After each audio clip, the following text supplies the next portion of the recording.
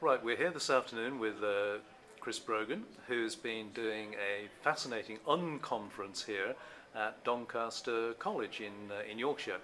And many of you who will see this will be very familiar with Chris's work and with his blogs and the wonderful stuff he does on social media and personal branding and so on. But what I want to get him to talk about today is something he started to refer to this morning in the presentation that I saw, which is observations on the way the nature of work is changing in the US. And interestingly enough, I said, oh, I must talk to you about portfolio careers, Chris. And he said, what's that? And so, of course, I'm now giving you the book on portfolio careers. But Chris, I was particularly intrigued by you saying that you think there are some fundamental changes in the way that people are choosing to work today. Barry, first let me apologize for all your UK people who think that we'll have sped up the video. I talk very fast, and partly it's a lot of coffee, partly I'm a Yank. Portfolio careers is something that I'd never heard of as a term, but it makes such perfect sense, and that's that's my life. I have a portfolio career, so I laughed when I saw the title because it's the real hook, of course, is that it's really hard to explain. And what do you do? Well, it always starts with well. But today I was talking a little bit about how work has changed. In studies years ago, when I remember around my early 30s when I was trying to explain that we needed a lot of different jobs, there were studies saying that we would have 5 to 6 major career changes in our life. That means going from being a firefighter to a newscaster. And now the number is closer to 9 to 11 or 7 to 11, I forget the real numbers, but that we'll have major career switches many times in our life, partly through lifestyle choices, partly through economy choices, and now also through technology choices. So I find it's an interesting time for you to be covering this because I think there's many of us who will have to learn a bit more about how to understand a portfolio career mindset because we can't really count on job security. We used to think meant money from our employer until we were ready to retire. But job security now is more like securing enough jobs to feel secure with multiple revenue.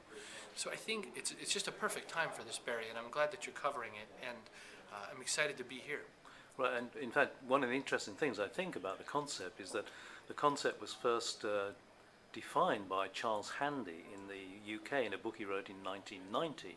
So you think, well, why is it taking 20 years before we're getting this amount of discussion? And both Katie and I are of the strong opinion that it actually took the digital revolution and social media before all of this could happen. In theory, people could have 2, 3 or 4 more jobs in the past. It's become so much easier today. Like, could I ask you to repeat the thing that you said in your presentation this morning about the occupation that you now primarily have, what you spend most of your day doing? I didn't know where you were going for a moment. You know, before I say that, the one thing I will say is that your point about it took the digital revolution for it to be true, I feel that way strongly about Keith Ferrazzi's book, Never Eat Alone. That book, you can't write that book now because we have these tools that make us never eat alone. So I think it's interesting. I told people that I'm a typist because that's really my job. I wake up, I answer email, I go on Twitter, I go on Facebook, I write a blog post, I write strategy documents for my clients, and I write books. I'm a typist, and yet that's 6 or 7 different applications for how I spend my day. And I just think that sometimes it's funny how we get into our titles and work and we make up these titles and all that, and frankly I'm always trying to minimalize my title. Well, I was going to say that how would you answer the question, and what do you do? I honestly often answer that I'm a typist, but what I do is I'm president of a marketing company, a new media marketing company, and I am also president of an online education company now. So I'm an educator and a marketer, I guess, is the smallest answer I can give. That's great. One of the things that we talk about, and the people that we have interviewed for the book talk about, is that increasingly they find it's just harder and harder to find a single job that allows you to use all of your motivated skills and allows you to fulfill all of the passions that you've got. Would that be typical of you and what you're also finding in the US? That's very true. I think that for a while in the US, we just had the belief for so many decades that this is work and this is what we love to do. And they were 2 separate things. And, excuse me, our parents and our grandparents, I mean, can you imagine 3 or so decades ago or 4 decades ago saying, but Dad, I just want to do what I love. You know, what comes after that is, you know, depending on your household's belief on capital punishment, you know. So I think that, you know, I was encouraged in my house to do what I loved. My dad, and he ran several jobs, but it was mostly because we just couldn't make all the bills work. So it was out of necessity.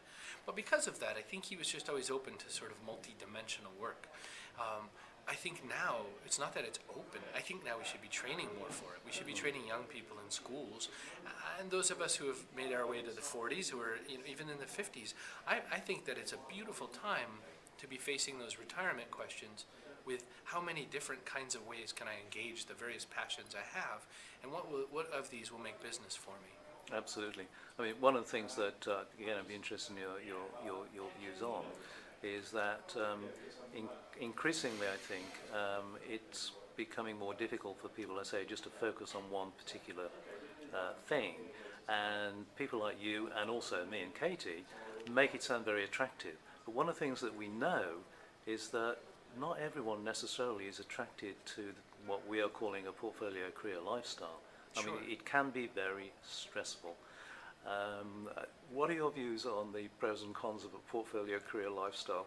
You know, there are days when I wake up and I think, you know, today I would just wish that I could get dressed, go to work, and sit at a cubicle. Yeah. You know, I wish I could just pretend I'm working for a day, which I find a lot of my time in cubicles was spent pretending I was working because they just never really tapped all that I had to give. And, you know, perhaps it was just bad career choices. Maybe it's just everyone. But really, haven't you felt that? Absolutely. I think the cons are, I mean, you work hard. I mean, you struggle for your money, and you look and find the money underneath every rock. You don't.